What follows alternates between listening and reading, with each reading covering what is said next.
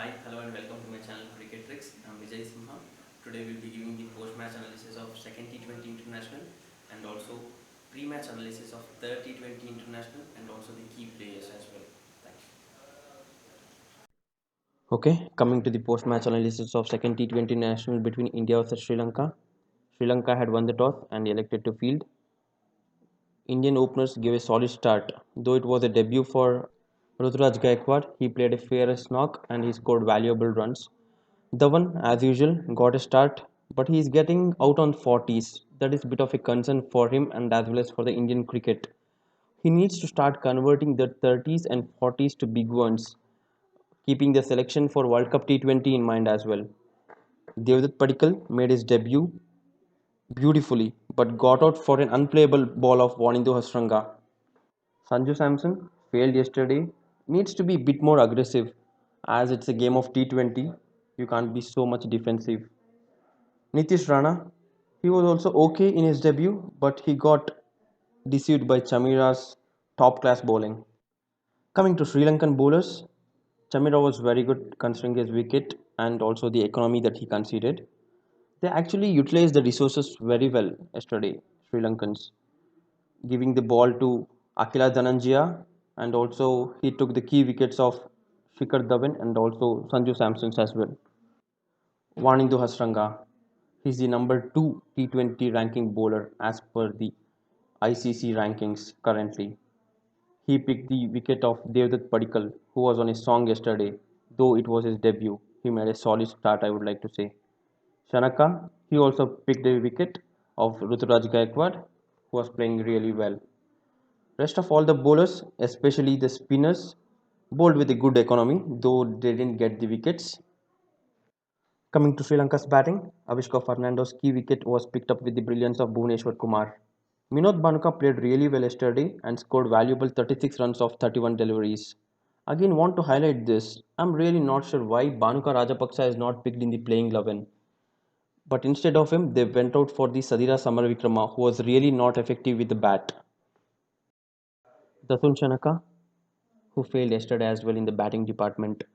As expected, Sri Lanka needed someone to step up and play the anchor role. Dhananjaya De Silva did exactly the same thing. Seems like Dasun Shanaka and also Mickey Arthur talked about this and they gave the role that to Dhananjaya De Silva, who really played that anchor role and he stood till the end. Not to forget, he got good support from Wanindu Hasranga and the bowling all-rounder or the power hitter I would like to say, Chamika Karunaratne, which brought Sri Lanka to level the series 1-1. Coming to India's bowling, all five bowlers bowled exceptionally well and everyone took the wickets. But Chetan Sakaria, who was a bit expensive, but that's really okay considering his debut yesterday and needed to defend only 8 runs of his last over.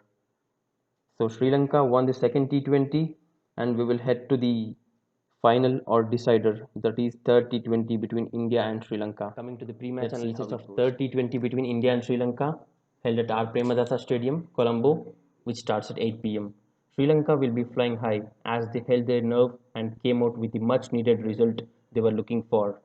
So it's a decider now. India versus Sri Lanka. India just have 5 batsmen, and out of those 5, 2 have made their debuts in their previous match. It's a challenge, big challenge for India and the coach Rahul Dravid as well. And also, even in bowling department, strangely, Navdeep Saini wasn't even given the ball, not even for a 1 over. That's really strange to me.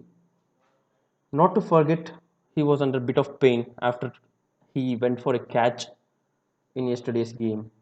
So need to see whether he will be playing tonight or not, or he might be replaced with another bowler.